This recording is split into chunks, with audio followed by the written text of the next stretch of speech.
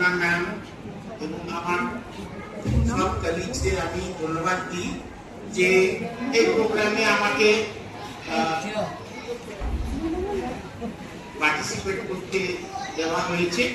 এবং একটা গান আমি রবীন্দ্রসঙ্গীত একটা গান আপনাদের বাজিয়ে শোনাবো এবং দুটি কারণের জন্য সবসময় আমি প্রোগ্রামের সঙ্গে যুক্ত থাকতে ভালোবাসি। সেটা হচ্ছে যে হতে পারে আমি এখানে শিক্ষকতা করতে এসেছি, কিন্তু শিক্ষক মানে আমায় ছাত্র থাকতে হবে, সবসময় আমায় কিছু শেখার জন্য